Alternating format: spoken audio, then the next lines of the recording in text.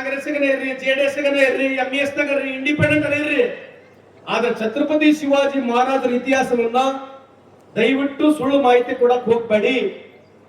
ಎಲ್ಲಿಗೆ ತಂದು ಬಿಟ್ಟಿದ್ದಾರೆ ಅಂದ್ರೆ ಇಡೀ ಭಾರತ ದೇಶದಲ್ಲಿ ಛತ್ರಪತಿ ಶಿವಾಜಿ ಮಹಾರಾಜರು ಅಂತಂದ್ರೆ ಮುಸ್ಲಿಂ ವಿರೋಧಿ. ಛತ್ರಪತಿ ಶಿವಾಜಿ ಮಹಾರಾಜರು ಇವತ್ತು ಎಲ್ಲಿಗೆ ತಂದಿಟ್ಬಿಟ್ಟಿದ್ದಾರೆ ಕೆಲವರು ಭಾಷಣಗಾರರು ಅಂತಂದ್ರೆ ಅವ್ರಿಗೆ ಬೇಕಂತ ಅನುಕೂಲ ಆಗ್ತಕ್ಕಂಥ ಹೌದು. ಹಿಂದೂ ಸಮಾಜ, ಹಿಂದೂನಲ್ಲಿ 4 ವರ್ಣಗಳು ಯಾಕೆ ಬಂದವು?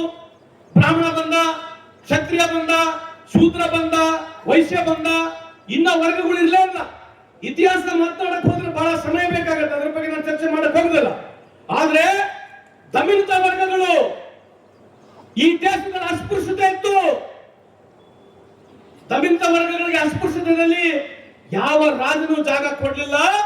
ಇತಿಹಾಸದಲ್ಲಿ ಯಾವುದೇ ರಾಜ ಅಸ್ಪೃಶ್ಯತೆಗಳಿಗೆ ದಮನಿತ ವರ್ಗಗಳಿಗೆ ಜಾಗ ಕೊಟ್ಟು ಕತ್ತಿ ಇಳಿಸಿ ರಾಜ್ಯಭಾರಿ ಮಾಡ್ಲಿಕ್ಕೆ ಕೊಟ್ಟಿರ್ತಕ್ಕಂಥ ಏಕೈಕ ರಾಜ ಅಂದ್ರೆ ಅದು ಛತ್ರಪತಿ ಶಿವಾಜಿ ಮಹಾರಾಜರ ಸಂದರ್ಭ ಕೇಳಲಿಕ್ಕೆ ಬಯಸ್ತೀನಿ.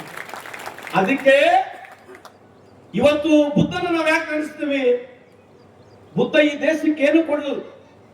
ನಿಮಗೆ ಯಾರಿಗೆ ಭೂಮಿ ಕೊಡ್ಲಿಲ್ಲ, ಯಾರಿಗೆ ಬಂಗಾರನು ಕೊಡ್ಲಿಲ್ಲ, ಯಾರಿಗೆ ಗುಡಿ ಗುಂಡಾರಕ್ಕೆ ದುಡ್ಡು ಕೊಡ್ಲಿಲ್ಲ. ಬುದ್ಧ ವಿಚಾರವನ್ನು ಕೊಟ್ಟ. ಬಸವಣ್ಣನ ಯಾಕೆ ನೆನೆಸ್ತೀವಿ ನಾವಿವತ್ತು? ಬುದ್ಧನು ರಾಜ, ಬಸವಣ್ಣನೂ ರಾಜನೇ. ಬಸವಣ್ಣವರೇ ನಮಗೆ ಭೂಮಿ ಕೊಡ್ಲಿಲ್ಲ, ಬಂಗಾರ ಕೊಡ್ಲಿಲ್ಲ, ವಿಚಾರಗಳನ್ನ ಕೊಟ್ಟರು.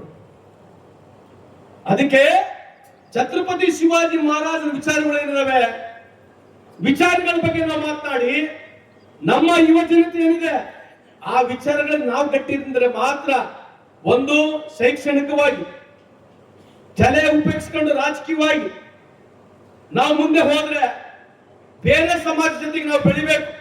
ಸಣ್ಣ ಸಣ್ಣ ಸಮಾಜ ಜೊತೆಗೆ ಬೆಳಿಬೇಕು, ದೊಡ್ಡ ಸಮಾಜ ಜೊತೆಗೆ ನಾವು ಬೆಳಿಬೇಕು, ರಾಜಕೀಯವಾಗಿ ಬೆಳಿಬೇಕು, ಶೈಕ್ಷಣಿಕವಾಗಿ ಬೆಳಿಬೇಕಂತಂದ್ರೆ ಇದು ಬಹಳವಾಗಿ ಆಲೋಚನೆ ಮಾಡಬೇಕು. ಇದು ಒಂದು ನಪ, ಇದು ಒಳ್ಳೆ ನಪನೇ ಇದು.